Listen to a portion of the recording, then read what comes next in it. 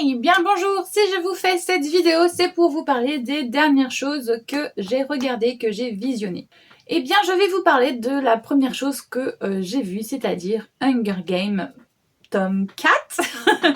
C'est Hunger Games et la balade de l'oiseau chanteur, l'oiseau moqueur et le serpent. Je sais plus dans quel ordre c'est le titre.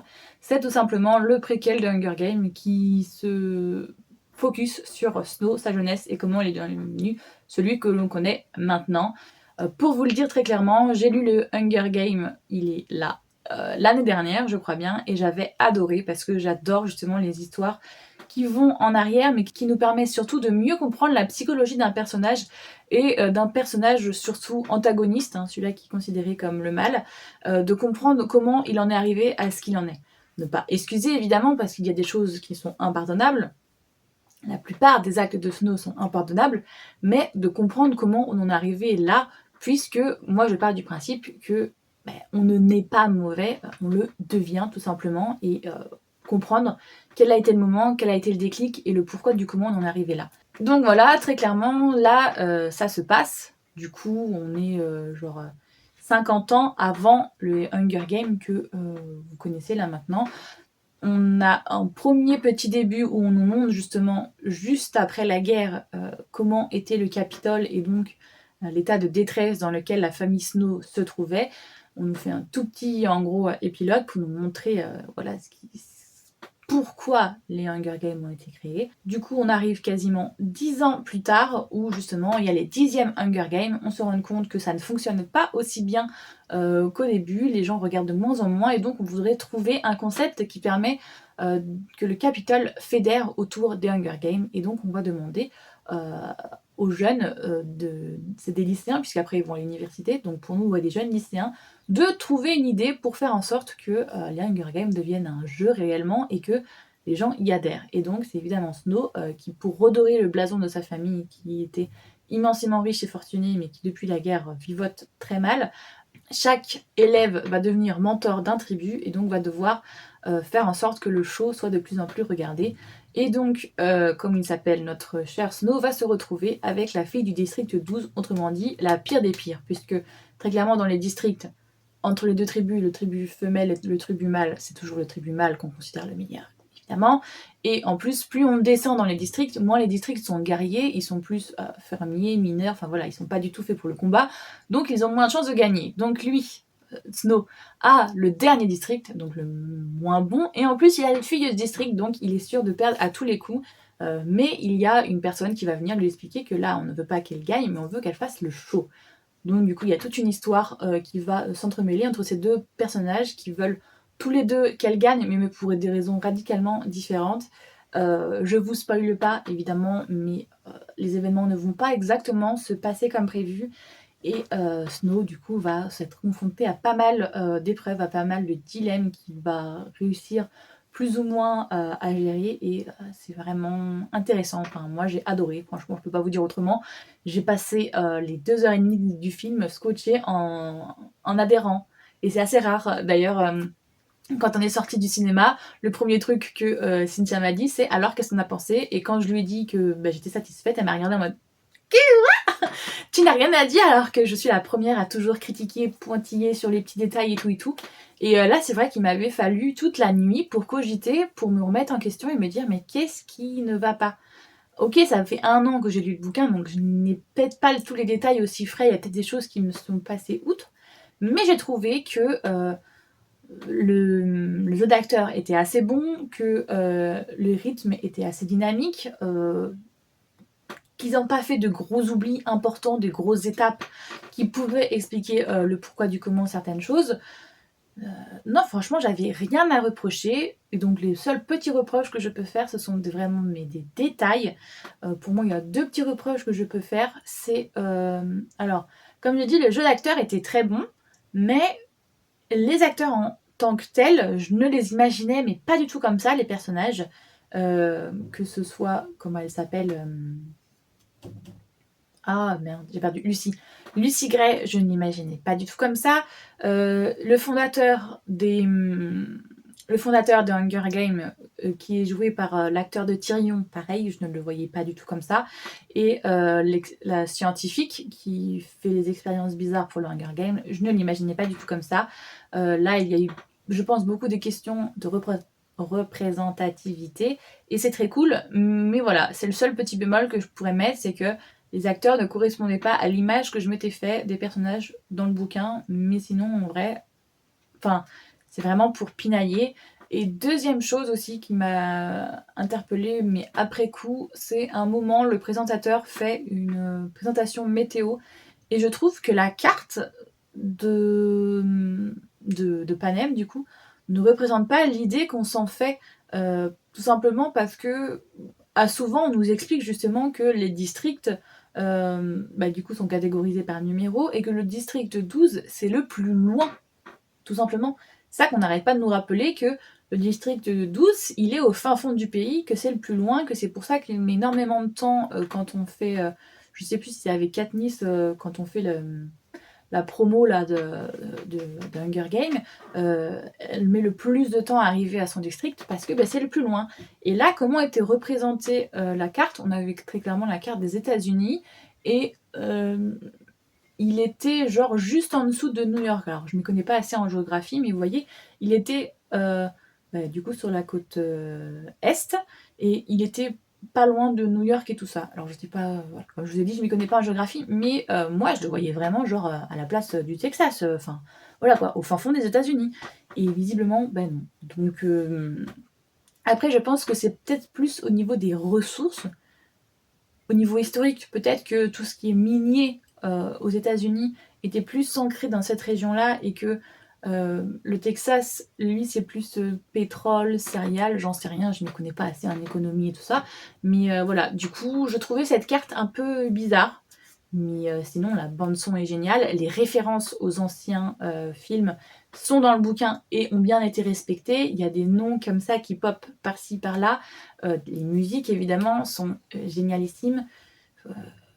Moi, j'ai vraiment passé un excellent moment. J'ai pas grand-chose à lui reprocher à ce film, si ce n'est, comme je vous ai dit, les petits détails en pointillés. Mais si vous avez aimé Hunger Games et que vous souhaitez en savoir plus, foncez-y. Franchement, je ne peux que vous le conseiller. Il est génial, ce film. Il a été fait pour les fans de Hunger Games. Si vous avez envie que la série ne s'arrête pas, eh bien, retournez-y, il est top. J'ai regardé The Crown, la série qui vient de sortir, la première partie du coup de la saison 6.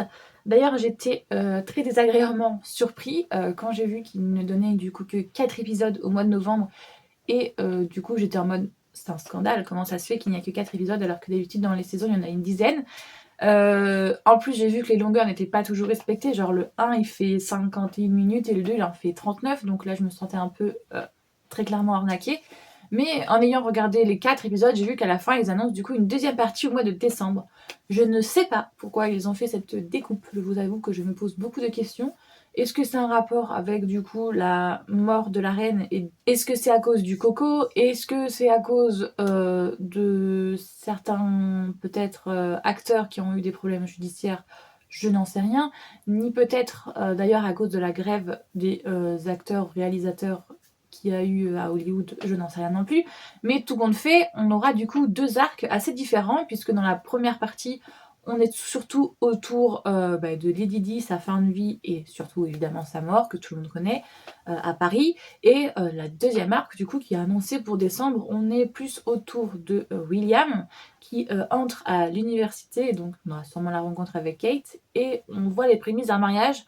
Donc, vu que je pense pas que ça va être déjà le mariage de Kate et William, je pense qu'on aura le mariage de Charles et de Camilla, enfin, puisque Lady Di étant morte, la couronne ne peut plus lui refuser le mariage, je pense, avec sa bien-aimée.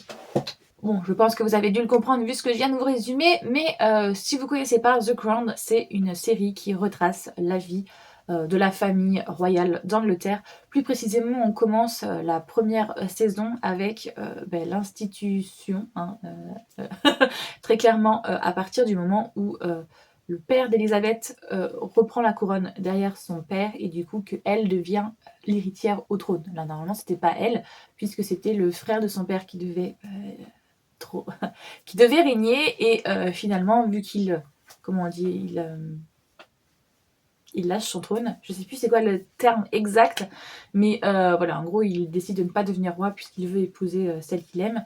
Du coup, c'est le père d'Élisabeth qui devient roi, et donc du coup, elle devient héritière, alors que normalement, à la base, elle n'était pas censée l'être puisqu'elle était de l'autre branche. Bref. Du coup, on commence comme ça la première saison, et petit à petit, évidemment, plus on avance dans la saison, plus on la voit grandir, devenir reine à son tour, devenir mère, devenir la reine Elisabeth que l'on connaît. Et après, on a Charles aussi, qu'on voit grandir et qui a ses propres déboires, comme je vous ai dit avec Camilla et Lady Di. Et donc là, dans la dernière saison, la saison 6, on a, comme je vous ai dit, la mort de Lady Di et tout le drame et le scandale qu'il y a eu autour. Je vous avoue que je m'y attendais, évidemment, ayant été assez assidue pour suivre cette série en temps et en heure. Mais j'ai été marquée par la tristesse qu'il y a eu, évidemment. C'était, je pense, le but, de faire ressentir ce genre d'émotion-là. Mais du coup, je me suis posé pas mal de questions en regardant ces 4 épisodes, parce que je me demandais qu'est-ce qui était vrai et qu'est-ce qui ne l'était pas. Évidemment, je pense qu'il y a des trucs qui ont été romancés. Par exemple, on ne saura jamais ce que Lady Di et Dodie se sont dit juste avant de partir. Ça, on ne le saura jamais. C'est qu'entre eux, les deux sont morts. On ne pourra jamais savoir ce qui s'est passé à ce moment-là. En revanche, il y a plein de petites scènes. Je me demande si c'est la vérité ou si ça a été fait justement pour romancer l'histoire. Par exemple, à un moment, on nous montre que justement après l'annonce de la mort de sa mère, William aurait disparu pendant 14 heures en Écosse. Il serait parti faire, pas une fugue, mais justement en mode il était tellement sidéré vers la mort de sa mère qu'il serait parti dans les montagnes et que toute la famille royale l'aurait recherché pendant 14 heures parce qu'ils ne savaient pas où il était. Ça, je sais pas si c'est vrai ou pas parce que je m'y connais pas assez. Et donc du coup, je me posais des petites questions comme ça. Pareil, il y a un moment... la famille royale est connue pour être assez austère et ne pas faire ressentir ses émotions. Il y a une scène où Charles va identifier le corps à Paris de Lady Di. Déjà, ça m'a semblé ça un peu bizarre, parce que pour moi, ça aurait pu être les Spencer, sa famille, qui aurait dû venir voir le corps de Lady Di. Hein. Et après, le corps de Lady Di a été ramené, du coup, comme un corps royal, si je puis dire, alors que franchement, la famille était clairement opposée, puisqu'elle, techniquement, étant divorcée, elle ne faisait plus partie de la famille royale. Mais vu qu'elle est la mère du futur roi, on a tout un truc qui fait que ça la foutait un peu mal. Du coup, je ne sais pas si l'authentification par le Charles III est réelle ou pas, mais en revanche, le fait qu'il ait montré ses émotions, ça, je me demande en fait. J'aimerais bien avoir des documentaires, avoir des témoignages justement de personnes qui étaient présentes, parce qu'on le voit, il y a toutes les infirmières et tout qui sont autour de la chambre, de la morgue, en attendant de voir ce que le roi va dire. Et donc ça, j'aimerais bien savoir si c'est vrai. Est-ce qu'il a pleuré Lady Di? Parce que, bon, très clairement, ils ont eu une relation assez compliquée tous les deux, même si c'est pas vraiment de leur fait, ils ont été emprisonnés dans un mariage qu'ils ne désiraient pas. Et du coup, voilà, je me posais la question si est-ce qu'il y a du vrai là-dedans ou est-ce que c'est romancé. Voilà. Après, mon avis sur la reine d'Angleterre ne change pas. Je l'aimais beaucoup dans le début parce que je trouvais qu'elle avait quand même des capacités assez formidables, surtout pour une femme de l'époque. Franchement, un respect, madame. Malheureusement, en vieillissant, elle s'endurcit et il y a beaucoup de traits de caractère qui ressortent et qui, moi, ne me plaisent pas. Mais après, c'est comme ça. Je parle même pas de son mari qui m'insupporte. Franchement, je ne comprends pas. Parce que, justement, dans les documentaires ou quand on écoute, par exemple, le vrai Harry en parler, il adore son grand-père et... enfin, il adorait, parce qu'il est décédé. Mais voilà, pour lui, c'était un homme génial. Alors que là, vu comment il dépeint dans la série... Oh là là, c'est loin d'être un homme génial. Et du coup, voilà. J'ai énormément aimé ces 4 épisodes, même si j'aurais aimé en avoir plus. Et j'ai très hâte de regarder la suite, même si on part sur totalement autre chose. Et j'avoue que je suis un peu chafouin, parce qu'ils ont changé l'acteur, du coup, ils vont changer pour William. Vu que, comme je vous ai dit, on va avoir une petite ellipse. Là, on va arriver à William à l'université, alors que là, à la mort de sa mère, il a dans les 14-15 ans. Donc du coup, comme il y a une ellipse, ils changent l'acteur pour le faire correspondre à l'âge. Je trouvais les acteurs là très bien trouvés, très ressemblants dans les castings pour les différents protagonistes. Et là, du coup, le prochain acteur qui va jouer le prince William, je ne le trouve pas du tout ressemblant avec le vrai, disons comme ça. Donc voilà, un peu chaque sur ça, ce choix de casting, je trouve, n'a pas forcément été très bon, mais bon, on verra la suite et j'ai évidemment très hâte de voir la suite de la série. Si vous aussi vous avez vu le film et la série dont je vous ai parlé, il n'y a pas de souci, que vous souhaitez en parler, il y a l'espace commentaire qui est là pour ça. Si vous avez aimé ma vidéo, merci de liker, ça fait toujours plaisir. Si vous souhaitez voir le reste de mes vidéos, n'hésitez pas à vous abonner. Moi j'espère que tout va bien pour vous, que vous regardez de bons films, vous faites de bons visionnages et je vous fais tout plein de gros bisous.